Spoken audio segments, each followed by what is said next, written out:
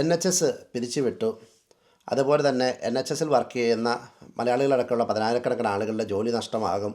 ഇനി പലരും നാട്ടിലേക്ക് തിരിച്ചു പോകേണ്ടി വരും എന്നുള്ള രീതിയിലൊക്കെ വാർത്തകൾ കുറച്ച് ദിവസങ്ങളായിട്ട് സോഷ്യൽ മീഡിയയിലൊക്കെ കാണുന്നു.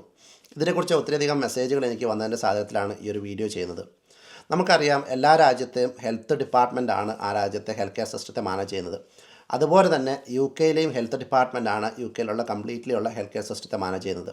എന്ന് വെച്ചാൽ UK-ലെ ഹെൽത്ത് ഡിപ്പാർട്ട്മെൻറ്റിനെ അറിയപ്പെടുന്നത് department of health and social care അല്ലെങ്കിൽ DHSC എന്നാണ് അറിയപ്പെടുന്നത്. ഇവരാണ് UK-ലെ ഹെൽത്ത് കെയർ സിസ്റ്റത്തെ കംപ്ലീറ്റ് ആയിട്ട് കൺട്രോൾ ചെയ്യുന്നതും. ഇതൊരു ഗവൺമെൻറ് ഡിപ്പാർട്ട്മെൻറ്റാണ്. ഈ ഒരു ഗവൺമെൻറ് ഡിപ്പാർട്ട്മെൻറ്റാണ് മൊത്തമായിട്ട് കാര്യങ്ങൾ മാനേജ് ചെയ്യുന്നതൊക്കെ. ഈ UK-ലെ ഹോസ്പിറ്റലുകൾ അല്ലെങ്കിൽ ഗവൺമെൻറ് ഹോസ്പിറ്റലുകൾ അറിയപ്പെടുന്നത് നാഷണൽ ഹെൽത്ത് സർവീസ് അല്ലെങ്കിൽ NHS ഹോസ്പിറ്റലുകൾ എന്നാണ് അറിയപ്പെടുന്നത്. ഈ NHS ഹോസ്പിറ്റലുകളെ മാനേജ് ചെയ്യാൻ വേണ്ടി മാത്രമായിട്ട് 2012 ഈ UK ഗവൺമെൻറ് അല്ലെങ്കിൽ ഹെൽത്ത് ഡിപ്പാർട്ട്മെൻറ്റ് ഒരു സെപ്പറേറ്റ് ഒരു ഡിവിഷൻ കൊണ്ടുവന്നു. അല്ലെങ്കിൽ അതൊരു മാനേജ്മെൻറ്റ് ഡിവിഷനാണ്. ആ ഒരു ഡിവിഷനെയാണ് NHS ഇംഗ്ലണ്ട് എന്ന് വിളിക്കുന്നത്. അപ്പോൾ NHS ഇംഗ്ലണ്ടിൻ്റെ ഉത്തരവാദിത്തം എന്ന് പറയുന്നത് NHS ഹോസ്പിറ്റലുകളെ മാനേജ് ചെയ്യുക, അവർക്ക് വേണ്ട ഫണ്ടുകൾ കൊടുക്കുക, അവരെ അഡ്മിനിസ്ട്രേഷൻ ചെയ്യുക എന്നത് മാത്രമായിരുന്നു NHS ഇംഗ്ലണ്ടിൻ്റെ കടമ.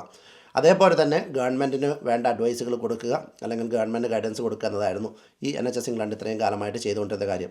എന്നാൽ നിലവിലെ ഗവൺമെൻറ് ചെയ്ത കാര്യം എന്താണെന്ന് വെച്ചാൽ NHS ഇംഗ്ലണ്ടിനെ അബോളിഷ് ചെയ്തു. അതെന്ന് വെച്ചാൽ ഇനി മുതൽ NHS ഇംഗ്ലണ്ട് എന്ന് പറയുന്ന ഒരു ഡിവിഷൻ വേണ്ട എന്ന് പറഞ്ഞ് ആ ഒരു ഡിവിഷനെ പിരിച്ചുവിടുകയാണ് ചെയ്യുന്നത്. ഈ ഒരു പിരിച്ചുവിടൽ തീരുന്നത് അടുത്ത 2 വർഷം കൊണ്ട് മാത്രമേ തീരുകയുള്ളൂ. എന്താണ് സംഭവിക്കുന്നത്? NHS ഇംഗ്ലണ്ടിലുള്ള ഒരു സെറ്റുള്ള മാനേജ്മെൻറ്റ് സ്റ്റാഫിനെയാണ് ഗവൺമെൻറ് പിരിച്ചുവിടുന്നത്. അങ്ങനെ പിരിച്ചുവിടുന്നതിന് 2 റീസൺസ് ഉണ്ട്.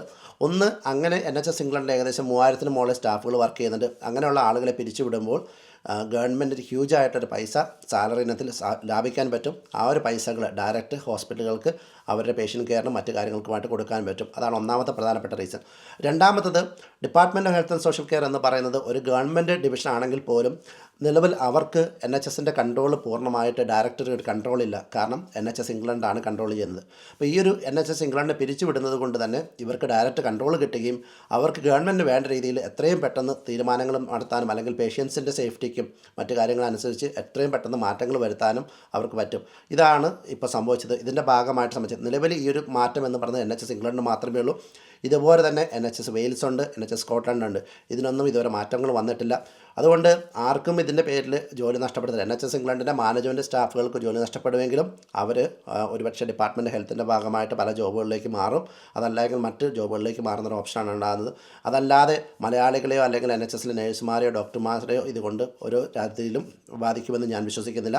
ഒരുപക്ഷെ ഈ ഒരു NHS ഇംഗ്ലണ്ട് പിരിച്ചുവിടുന്നത് കൊണ്ട് തന്നെ ആയിരക്കണക്കിന് കോടി രൂപയുടെ ലാഭമാണ് NHS ഉണ്ടാകുന്നത്. അതുകൊണ്ട് തന്നെ കൂടുതൽ സ്റ്റാഫുകളെ റിക്രൂട്ട് ചെയ്യാനുള്ള ഓപ്ഷനാണ് ഞാൻ കാണുന്നത്.